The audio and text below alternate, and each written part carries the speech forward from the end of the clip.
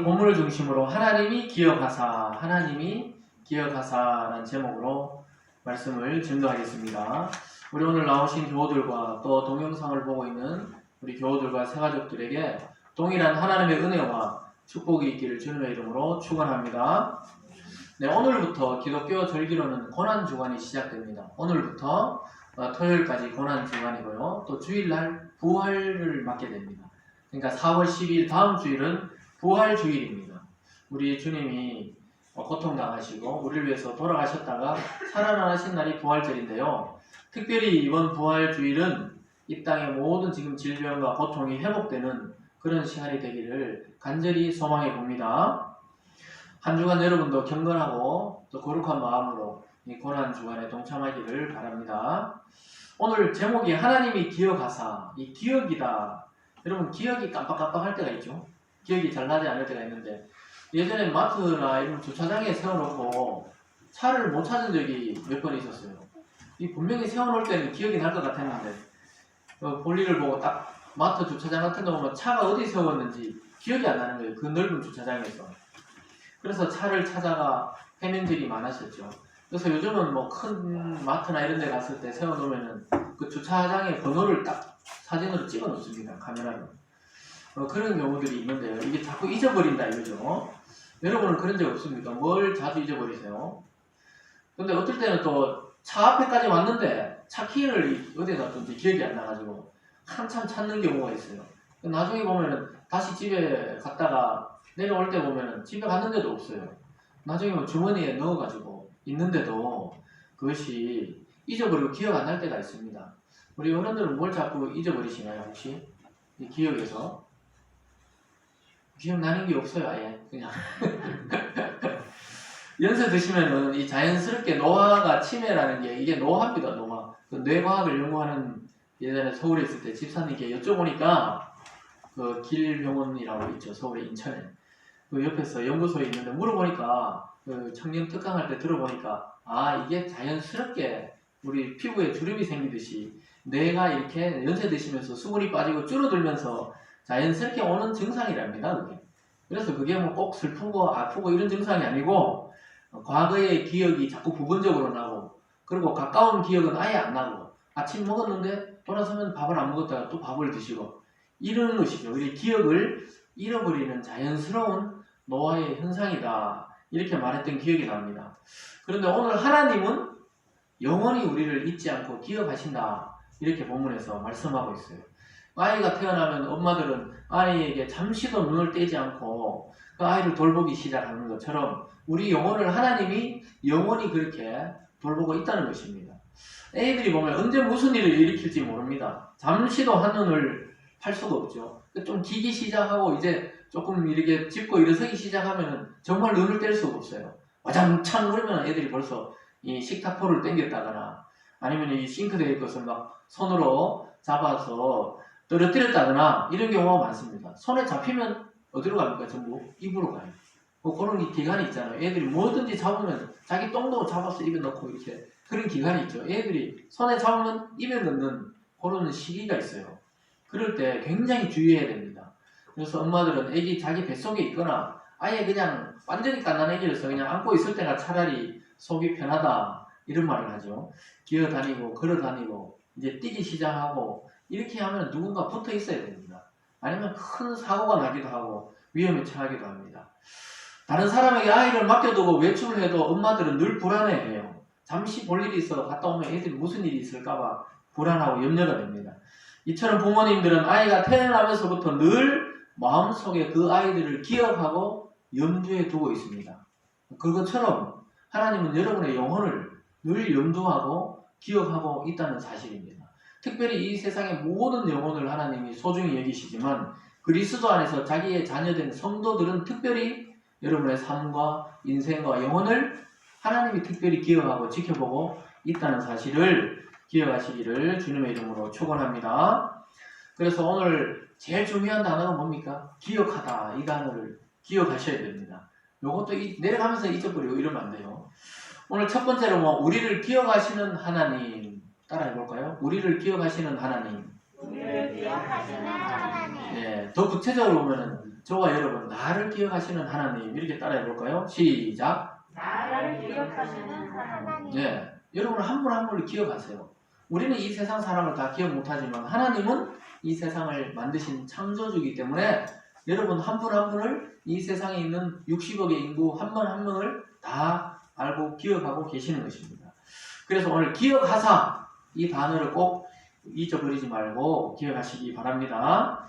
하나님은 홍수로 이 땅을 심판하시고 나서도 계속 관심이 어디 있었냐? 물이 150일 동안 가득했더라. 이게 7장 마지막 절 말씀이었어요. 150일 동안 물이 가득할 때 뭘 보고 계셨냐? 방주를 보고 계셨어요. 방주 안에 있는 노아와 그의 가족과 그의 그 짐승들, 그 생물들을 보고 계셨던 것입니다. 한시도 눈을 떼지 않고 있었어요. 하나님은 방주를 만들고 그 안에 들어가게 하셔서 이제 안심하라 하면서 그냥 잊어버리고 계신 게 아니고 그걸 또 막 물결에 여러분 이 땅에 물이 막 얼마나 쏟아졌어요. 그 물속을 떠돌아다니는 방주를 지켜보고 계셨던 것입니다. 무섭죠? 안에서 어떤 일이 일어난지 밖에 알 수 없기 때문에 더 무서워요. 이 어두컴컴한 방주 안에서 그냥 계속 빗소리를 듣고 이 물결 치는 소리를 들으면서 떠돌아다녔으니까 얼마나 무섭습니까? 그 가운데 방주가 어디로 흘러가는지 하나님은 알고 계셨어요. 방주 안에 노아의 가족과 짐승과 그 상태가 어떤지 계속 유념해서 지켜보고 계셨습니다. 여러분 지금 이 세상이 혼란하니까 얼마나 사실 두렵습니까? 솔직히 말해서 마음 깊숙이 다들 두려워하고 있어요. 사람들이 이 볼일 때문에 식당에 밥 먹으러 가잖아요. 식당에 밥 먹으러 가면 전부 의자가 이제 한쪽 면을 보고 있더라고요. 그렇게 세팅을 해놔요. 이 사람 많이 오는 식당에 가면 전부 이 휴게소나 이런 데도 전부 한쪽을 보고 앉도록 해놨습니다. 마주보지 못하도록. 사람이 두려운 거죠. 사람을 만나는 게 두려운 거예요. 그 밖에는 뭐 모르고 돌아다니지만 실내에 들어가서 뭐 식당에 가도 저 옆에 앉아있는 사람들이 저 괜찮을까? 이런 생각이 들더라고요. 참 이게 더 큰 문제입니다. 앞으로. 그런데 하나님은 지금 이 순간에도 믿는 성도들과 교회들을 유념해서 지금 지켜보고 계신다는 사실을 기억할 수 있기를 바랍니다. 하나님이 그냥 잊어버렸다가 아이고 기억이 났다. 사람처럼 이렇게 하는 게 아니라고요. 처음부터 끝까지 지켜보고 계십니다. 그래서 마음속 깊이 새겨 놓았다. 성경에서 이런 표현을 많이 써요. 하나님이 성도의 이름을 마음속 깊이 새겨놨다. 이런 표현을 많이 씁니다. 그때 쓰는 단어가 오늘 본문에 나왔던 기억하다 이런 말입니다. 1절을 다시 읽어볼까요? 같이 읽어보시겠습니다. 8장 1절입니다. 시작. 하나님이 노아와 그와 함께 방주에 있는 모든 들짐승과 가축을 기억하사 하나님이 바람을 땅 위에 불게 하시며 물이 줄어들었고 거기 기억하사 동그라미 쳐놓으세요. 펜이 있는 분들은 이 기억하사 이 말이 오늘 이 주제에서 핵심 단어입니다. 이 기억하다는 말은 자카르라는 히브리어입니다. 자카르. 우리가 다른 언어는 몰라도 이건 기억해야 돼요. 자카르 따라합니다. 자카르. 이게 기억하다 이 말이죠. 이게 새겨놓다 이 말이 의미가 똑같습니다. 마음에 새겨두다. 하나님의 홍수가 진행되고 있는 중에도 방주 안에 있는 노아와 그와 함께한 모든 것을 유심히 살피고 기억하고 계시고 하나님의 마음에 새겨놓았다. 이런 의미입니다.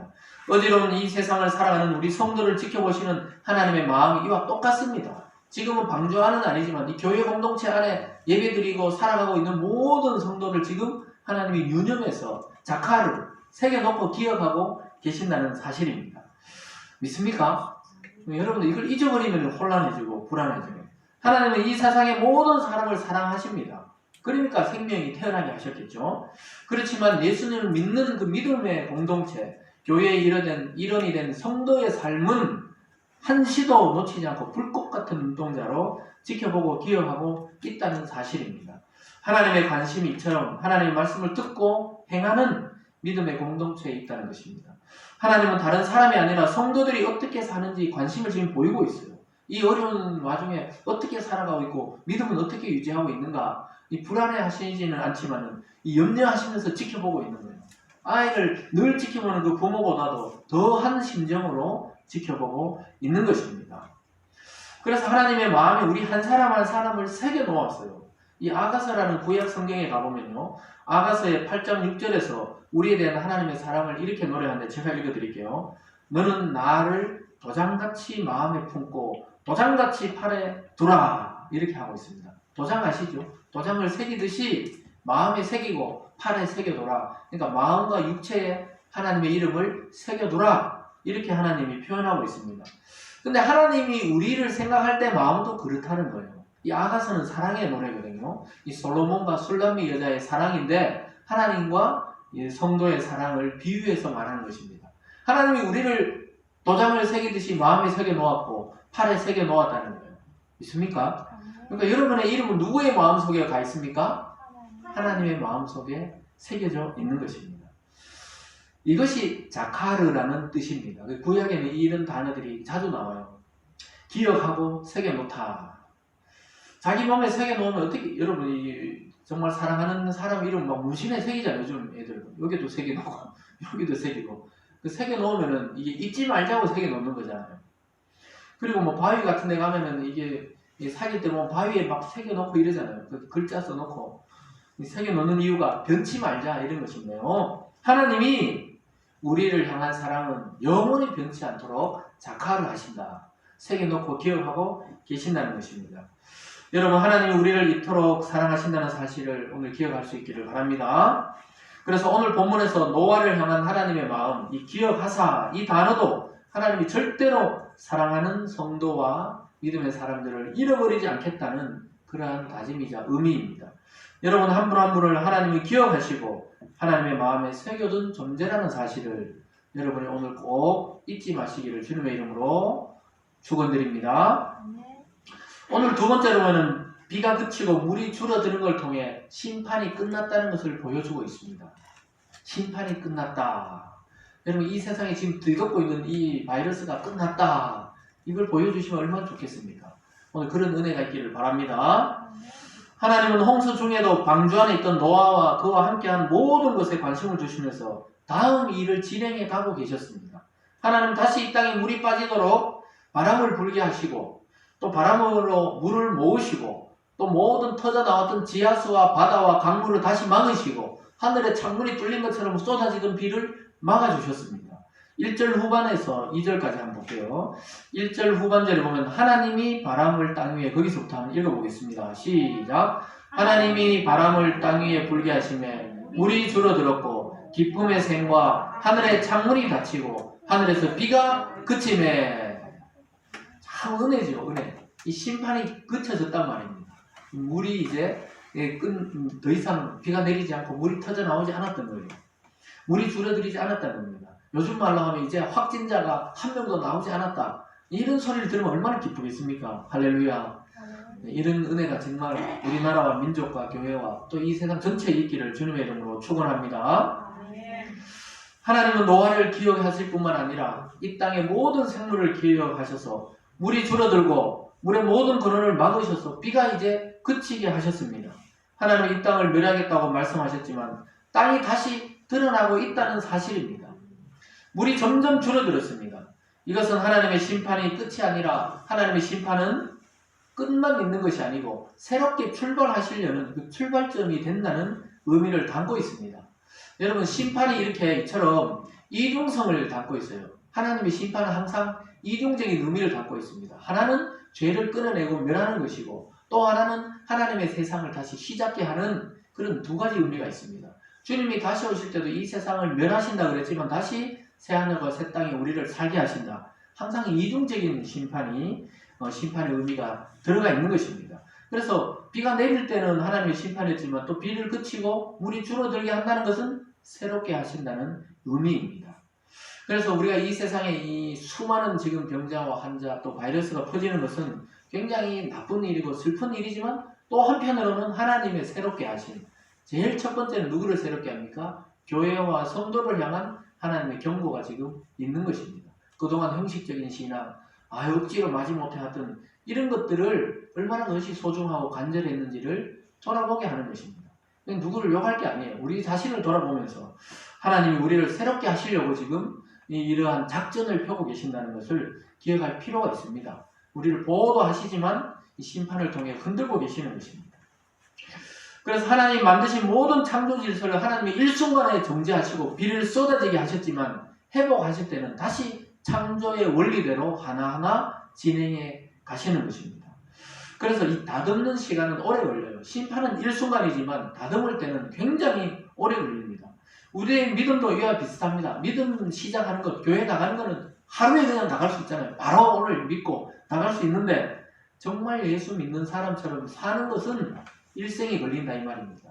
하루하루 다듬는 거예요. 오늘 주일날 결심했는데 내일 무슨 일이 있고 화나면 또 예수 안 믿는 사람처럼 막 화를 내기도 하고 분을 내기도 하고 미워하기도 하고 이런 마음이 들잖아요.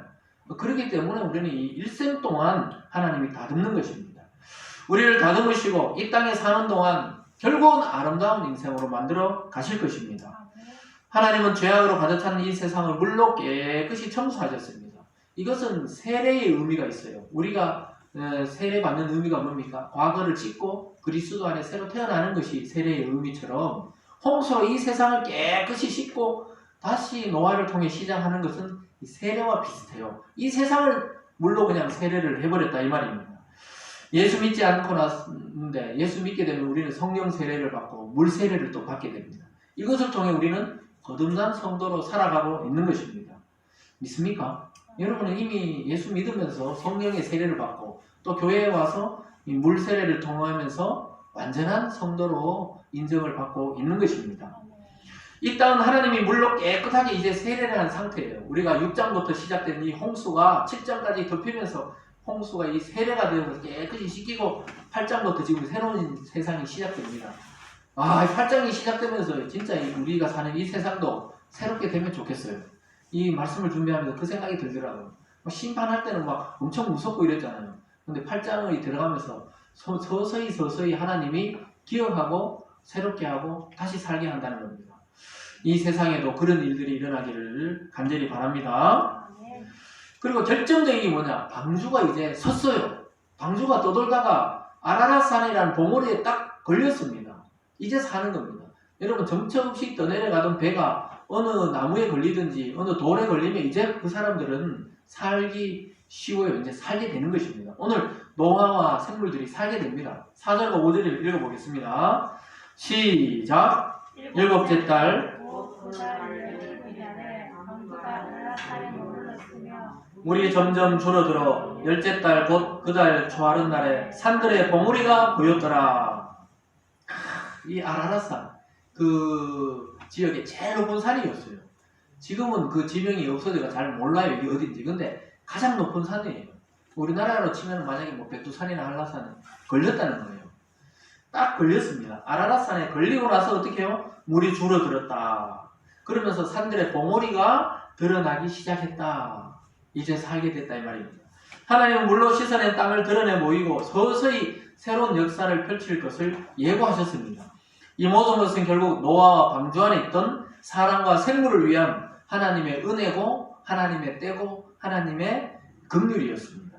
이 세상이 이처럼 지금도 이 혼란한 중에도 우리가 그래도 예배드리고 또 이 세상이 살아가고 또 사람들이 더 이상 크게 죽지 않고 살아가는 이유가 뭡니까? 하나님이 보호하시고 또 하나님의 백성인 성도들이 기도하고 있기 때문에 그나마 이것이 유지되고 있는 것입니다. 믿습니까? 하나님의 관심의 대상은 그래서 항상 여러분에 있다고. 교회에 있답니다. 무슨 말인지 지금 따라오고 있죠? 믿는 모든 사람을 향하고 있다는 사실을 믿음의 눈으로 발견하는 여러분 되시길 주님의 이름으로 축원합니다. 오늘 마지막으로 보면요. 하나님이 이제 새 시대를 알려주십니다. 새 시대를 알려주고 있어요. 새 시대를 어떻게 알려주느냐 조금 따라와 보시면 압니다. 새 시대에 징조가 나타나요. 징조. 그러니까 우리가 지금 이러한 이 혼란한 시대, 이 전염병에 새롭게 만약에 되는 징조가 뭡니까? 백신이 개발되면은 완전히 새롭게 되고 주사 맞으면 이제 안 걸리게 되는 것입니다. 한 6, 7월 달 돼야 된다 뭐 이런 이야기 하더라고요. 우리나라 굉장히 머리 좋은 것 같아요. 굉장히 빠르게 지금 개발 중에 있습니다. 개발 중에 있는데 6월, 7월 달쯤 되면 이제 괜찮지 않을까 이런 생각하는데 희망이 좀 보이는 것이죠. 근데 그 희망보다 더 큰 게 뭐냐? 오늘 하나님이 새로운 시대의 징조를 보여주고 있다는 사실입니다. 다리가 부러지거나 아킬레스건이 끊어지면 이 기부스라 그러죠. 깁스를 하죠. 깁스를 해본 적이 있는 분들은 알겠지만은 깁스했다가 이 푼다고 바로바로 움직일 수 있는 게 아니죠. 이 불편해가지고 또 물리치료하고 걷는 연습을 해야 됩니다. 회복의 과정이 더 조심스럽고 더 길게 걸린다는 사실을 우리는 알게 됩니다. 기부스 한 건 한 달인데 회복하는데 6개월쯤 걸려요. 아킬레스건 같은 거 끊어지면 계속 물리치료하고 또 걷기 연습하고 이렇게 해야 되는 것입니다. 그러니까 회복이 그렇게 중요한 거예요. 나라의 일도 마찬가지입니다. 큰 전쟁이 터지고 내전이 일어나면은 전쟁 끝났다고 바로 행복하게 사는 게 아니에요. 건물이 다 부셔져 있고 시장이 마비되어 있기 때문에 다시 쓰레기를 치우고 건물을 짓고 다시 시장을 지어야 되고 공장도 만들어서 생산을 해야 되는데 긴 시간이 걸립니다. 그런 거 보면 우리는 6.25 겪고 나서 한 50년, 60년 사이에 이렇게 빠르게 성장했다는 것은 세계에서도 드문 일입니다. 우리나라가 굉장히 빠르게 회복된 거예요. 그 당시에 회복되지 않고 지금까지 그냥 낙후되어 사는 것도 많습니다. 근데 우리나라는 희한하게 빨리빨리 회복되어가지고 지금에 이르게 되었는데요. 지금 우리가 겪고 있는 이 어려움, 이것도 지금 어려움을 겪는 시간보다 회복의 시간이 더 걸리는 것을 우리는 미리 각오를 해야 됩니다. 굉장히 어려워요. 실제로 어렵습니다. 그러니까 우리 오늘 아침에 유행가 가사인데 그런 가사가 생각나더라고요. 예배 준비하면서. 아, 웃고 있어도 눈물이 나네. 그런 가사가 생각나요. 우리가 지금 웃고 즐거워 왔지만은 이 깊이 들어가보면 사람들이 지금 자영업하고 이 정말 사업하는 분들은 죽으려고 해요. 못 죽어서 사는 분들이 많다고 이렇게 이야기합니다. 그 실제로 목숨을 끊는 일도 지금 일어나고 있어요. 여러분 이건 실제적인 일입니다. 교회가 사회와 동떨어진 게 아니에요. 항상 구별되어 있지만 구분되어 있는 건 아니에요. 같이 살면서도 우리는 구별되어 있지만 같이 사는 겁니다. 그런 이야기 들으면서도 참 그 찬송가가 생각나야 되는데 오늘 오면서 또 아침에 앉아 준비하면서 아 웃고 있어도 눈물이 나네. 그대 나의 사람아. 이 조용필 씨 노래인데 갑자기 그러면서도 아 우리가 예배 드릴 수 있어 감사하면서도 가슴 아픈 거죠. 참 왜냐하면 너무 많은 사람이 세상에 죽어나가더라고요. 그러니까 전 세계적으로는 한 80만 명, 100만 명 가까이 지금 걸렸잖아요. 그 중에서 한 20, 30만 명. 그 미국 같은 경우에 참 우리가 볼 때 우리보다 굉장한 나라 같은데 지금 한 지난주 제가 설교할 때 한 12만 명이라고 그랬잖아요. 지금 30만 명이 넘어갔잖아요. 그걸 사망자가 1만 명. 1만 명이면 대단한 여러분 만 명을 일렬로 세워보세요. 끝이 안 보일 정도로 많은 인원이 실제 생명을 잃어가고 있어요. 그러니까 그리고 남이 아닙니다. 남의 일이 아니에요. 우리 아는 선배가 뉴욕에 있잖아요. 뉴욕이 지금 가장 심각한데 거기서 목회하시고 또 우리 아는 목사님 자제분도 계시고 또 호주도 그렇고 지금 뭐 프랑스도 우리 선교사님 여기 와서 설교했던 선교사님 계시잖아요. 프랑스도 지금 심각해지고 남의 이야기 아니다 이 말입니다. 우리만 괜찮다고 괜찮은 게 아니에요. 다 같이 기도하고 회복을 위해서 노력을 하고 도와야 되는 것입니다. 그래서 그런지 마음에 이제 그런 생각이 들더라고. 진짜 사는 게 아니구나 이런 생각을 해봤어요. 또 목회자로서 성경적으로 봤을 때 이게 회복이 오래 걸리거든요. 회복. 우리는 빨리 치료된다 그래도 이게 회복이 오래 걸려요. 종교와 정치와 경제와 또 국제관계 이런 것이 굉장히 어렵기 때문에 회복에 오랜 시간이 걸립니다.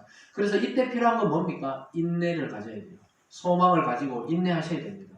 답답하다고 그냥 뛰쳐나오면 안 돼요. 노아가 지금 답답하다고 방주로 뛰쳐나오면 물에 빠져 죽는 거랑 똑같아요. 우리가 마스크도 쓰고 소독도 하고 이걸 따라줘야 되는 거죠. 지혜롭게 인내를 해야 될 때입니다. 그래서 오늘 본문을 보면 비가 그치고 물이 빠지기 시작할 때 모습입니다. 노아가 물이 좀 빠졌다고 바로 문 열고 나온 게 아니에요. 상황을 아주 조심스럽게 준비하는 걸 보게 됩니다. 아주 신중한 사람입니다. 노아는 아주 신중하고 또 신중하고 하나님의 음성이 들릴 때까지 기다렸어요. 결국 나중에 보면 하나님이 이제 방주에서 나가라 할 때 나갑니다. 그때 나가야 돼요. 여러분 마찬가지입니다. 이럴 때는 아주 주의할 필요가 있어요. 교회는 특히 주의해줘야 됩니다. 그래서 홍수가 끝났다고 바로 문을 열어젖히고 나오면 안 돼요. 지면의 상황을 면밀히 체크하고 하나님의 명령과 때를 기다려야 됩니다. 그래서 신앙의 99%는 기다림입니다. 기다림이 소망을 낳는다고 그렇게 성경이 말씀했는 것처럼 인내는 결국 소망을 가지게 되는 것입니다. 노아는 방주가 걸려있는데도 불구하고 아라닷산에 걸렸는데도 40일이 지나서 창문을 통해서 까마귀 한 마리를 내보냅니다. 이 산에 딱 걸렸는데 바로 내놓지 않고 40일 지나서 이제 위에 있는 창문을 열고 하나님이 왜 이 방주에 창문을 만들려고 그랬는지 이제 안 거죠. 그때 까마귀를 내가지고 까마귀가 좀 날아다니다가 와보라고 그랬는데 안 와요. 까마귀는 돌아오지를 않습니다. 6절과 7절을 한번 볼까요? 6절과 7절 말씀입니다. 시작. 40일을 지나서 노아가 그 방주에 낸 창문을 열고 까마귀를 내놓으며 까마귀가 물이 땅에서 마르기까지 날아 왕래하였더라. 40일 지나서 창문을 열고 까마귀를 내놓고 이제 까마귀가 뭘 좀 물어오던가 이러면 아 물이 빠졌구나 이럴 건데 까마귀가 이게 물이 빠질 때까지 왕래하고 힘차게 그냥 날아다니기만 하지 돌아오질 않아요. 이 까마귀 특징입니다. 특징. 그래서 노아는 하나님의 명령이 내리지 않았는데 바깥 상황이 궁금하기는 하고 그래가 나갈 수는 없어가지고 도대체 물이 어느 정도 빠졌는지 말랐는지 보기 위해서 까마귀 내보냈는데 안 돌아왔어요. 할 수 없이 이번에 비둘기 한 마리를 내보냅니다. 8절과 9절입니다. 8절부터 9절까지 읽어봅니다. 시작. 그가 또 비둘기를 내놓아 지면에서 물이 줄어들었는지를 알고자 하며 온 지면에 물이 있으므로 비둘기가 발붙일 곳을 찾지 못하고 방주로 돌아와 그에게로 오는지라 그가 손을 내밀어 방주한 자기에게로 받아들이고 거기 나오죠. 비둘기를 내보냈더니 물이 들어가 막 날아다녔는데 발붙일 곳이 없었다는 건 아직 물이 가득 차 있다는 거예요. 삼봉오리 외에는 물이 차 있다는 겁니다. 그래서 물이 고여 있으니까 못하고 비둘기는 다시 돌아와요. 까마귀는 어떻게 해요? 물이 빠질 때까지 돌아다니는데 비둘기는 돌아옵니다. 그러니까 노아가 참 신중하면서 또 일을 진행하고 무턱대고 그냥 방주문을 연 게 아니에요. 그러니까 우리도 있잖아요. 잘 이 상황을 보면서 교회 문을 열고 닫고 이래야지 그냥 무작정 뭐 교회를 믿음으로 하고 그냥 그 믿음도 그렇게 상식을 벗어나면 안 된다 이 말입니다. 그러니까 하나님이 방주 안에 있는 자기의 가족과 또 식물들에게 그 식물들의 책임자로 누구를 세웠습니까? 노아를 세웠잖아요. 노아를. 그래서 노아는 생명에 대한 책임이 있기 때문에 이렇게 신중한 겁니다. 그러니까 여러분 교회 일을 할 때도 그래요. 교회의 집사님이 되시고 장로님 되시고 목사가 되면 신중해야 돼요. 그냥 막 소극적이어서 그런 게 아니에요. 겁이 나서 그런 것도 아닙니다. 신중해야 돼요. 왜요? 하나님이 자기 핏값을 자기 아들의 핏값을 주고 사들인 생명들이잖아요. 그렇기 때문에 신중해야 됩니다. 교회는 굉장히 한 사람의 생명을 신중하게 생각해야 돼요. 그리스도의 핏값으로 산 생명이기 때문입니다. 그래서 무엇과도 바꿀 수 없기 때문에 우리는 주의해야 되고 상처를 주지 않으려고 최대한 조심을 해야 됩니다. 방전에 있던 노아의 가족과 생물들이 이 땅에 새롭게 될 때 씨앗입니다. 씨앗. 그들을 통해 세상을 새롭게 해야 되기 때문에 아주 신중하게 보호를 하는 것입니다. 그 사람들이 뭐 다른 사람보다 특별하고 잘나서 그런 게 아니에요. 다 죽고 남아있는 사람이기 때문에 굉장히 소중하게 다뤄야 되는 것입니다. 그럼 우리 성도들은 이 세상에 사람 다 살아있는데 아직 그렇지만 하나님 믿는 사람으로 불렀기 때문에 굉장히 신중하고 소중해야 돼요. 교회에 상처받고 떠나도록 하면 안 되는 것입니다. 그래서 하나님이 이 땅에 그리스도인이 살아남아 있기를 원하세요. 독생자 그리스도를 죽이고 살린 사람이기 때문에 하나님이 원하세요. 여러분들이 살아있기를 원합니다. 하나님의 절대적 은혜를 입은 사람들이 바로 성도인 줄 믿습니다. 따라서 여러분 한 사람 한 사람은 모두 하나님 앞에 소중한 존재들입니다. 그러니까 여러분의 인생을 함부로 막 써버리지 마세요. 그냥 막 모르겠다 하고 막 살고 이러시면 안 돼요. 아끼고 보호하고 하나님이 주시는 생명이 닿을 때까지 아름답게 살아가야 되는 것입니다. 노아가 오늘 본문에서 생물들이 이 땅에 발을 딛고 숨쉬며 움직일 수 있는 환경이 되었는지 노아는 잘 살펴야 됩니다. 그래서 지도자가 밤잠을 설치는 거예요. 잠을 못 자는 겁니다. 잠을 편안하게 잘 수가 없어요. 물론 피곤할 때 가끔씩 편안하게 잡니다만 편안하게 잘 수가 없어요. 예배도 안 되고 기도해도 안 되고 도대체 어떻게 해야 되나. 또 이 세상에 너무 많은 사람이 아프고 죽고 와 이거 큰일이다.